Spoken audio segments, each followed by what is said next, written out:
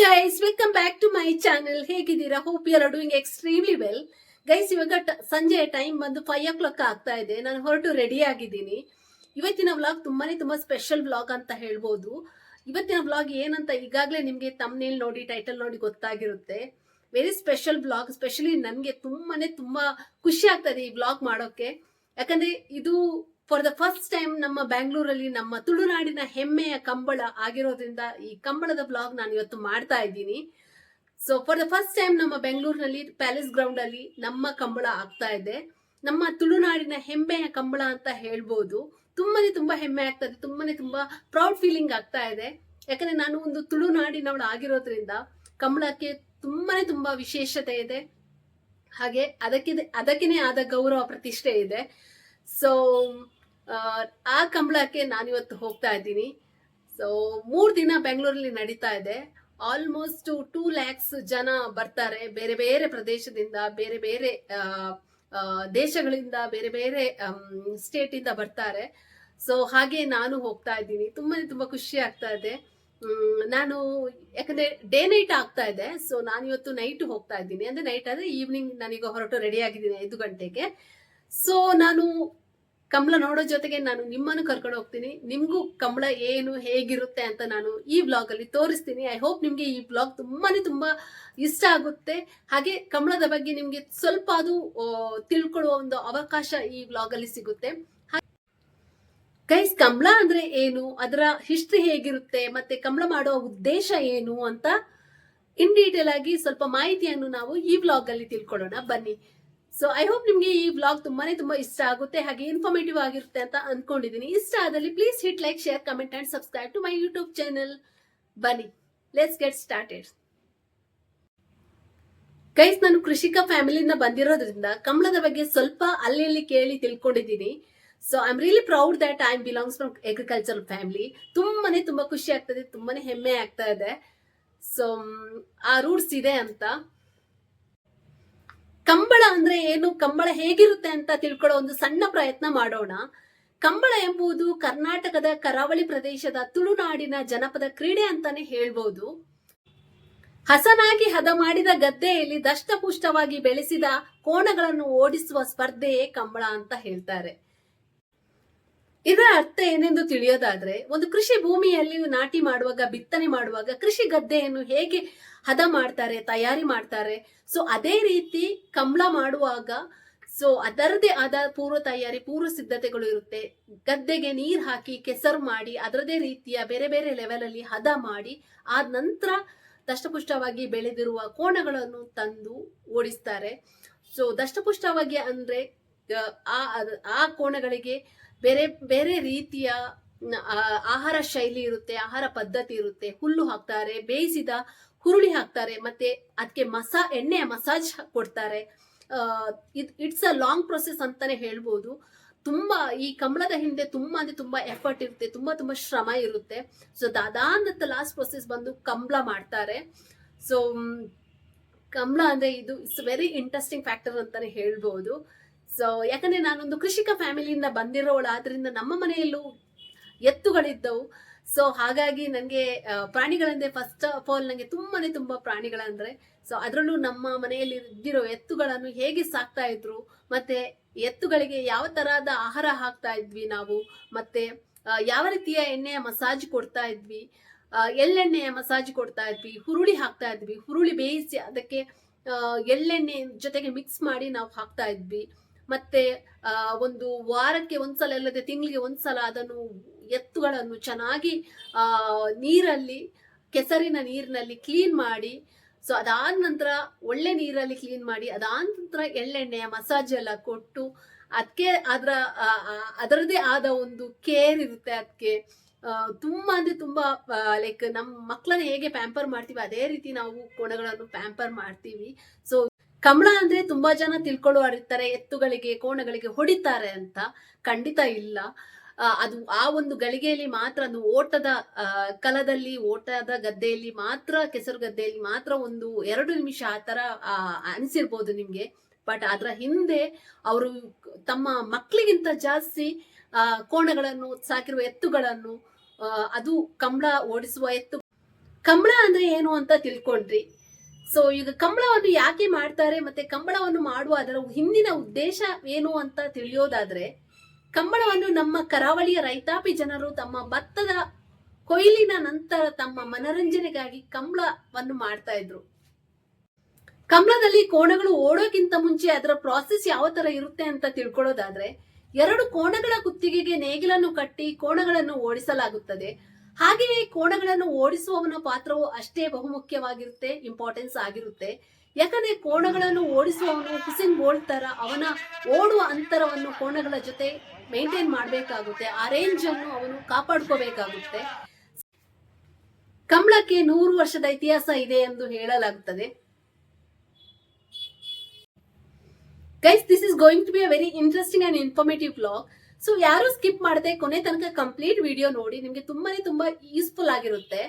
So ನಿಮ್ಗೆ ಕಂಬಳದ ಬಗ್ಗೆ ಒಂದು ಕಂಪ್ಲೀಟ್ ಇನ್ಫಾರ್ಮೇಶನ್, ಮಾಹಿತಿ, ನಾಲೆಜ್ ಶೇರ್ ಮಾಡುವ ಒಂದು ಸಣ್ಣ ಪ್ರಯತ್ನವನ್ನು ನಾನು ಮಾಡಿದ್ದೀನಿ ಈ ವಿಡಿಯೋ ಮೂಲಕ.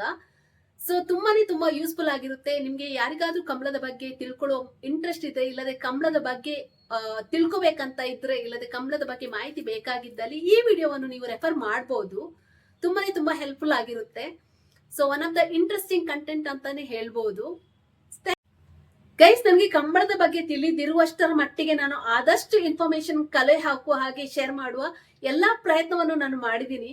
ಐ ಹೋಪ್ ಯಾರೆಲ್ಲ ಕಂಬಳದ ಫ್ಯಾನ್ಸ್ ಇದೀರಂತ ಕಮೆಂಟ್ ಬಾಕ್ಸ್ ಅಲ್ಲಿ ಕಮೆಂಟ್ ಮಾಡಿ ತಿಳಿಸಿ. ಹಾಗೆ ಈ ಕಂಬಳದ ವಿಡಿಯೋದಲ್ಲಿ ನಿಮ್ಗೆ ಯಾವೆಲ್ಲ ಸೆಗ್ಮೆಂಟ್ ಇಷ್ಟ ಆಯ್ತಂತ ನಂಗೆ ಕಮೆಂಟ್ ಮಾಡಿ ತಿಳಿಸಿ. ನಮ್ಮ ಕಂಬಳ ತುಳುನಾಡಿನ ಕರಾವಳಿಯ ಹೆಮ್ಮೆಯ ಕಂಬಳ ಅಂತಾನೆ ಹೇಳ್ಬೋದು. ಅದು ಬಂದು ಬ್ಯಾಂಗ್ಳೂರಿನ ಪ್ಯಾಲೇಸ್ ಗ್ರೌಂಡ್ ಅಲ್ಲಿ ಆಗ್ತಾ ಇದೆ.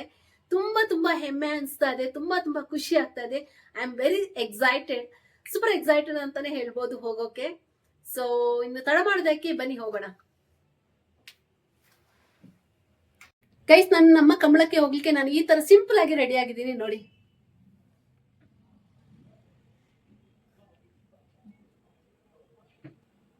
ಬನ್ನಿ ಹೋಗೋಣ. ನಾನಿನ್ನು ಅಲ್ಲೇ ಸಿಗ್ತೀನಿ ನಿಮ್ಗೆ ಡೈರೆಕ್ಟ್ ಆಗಿ. ಬನ್ನಿ.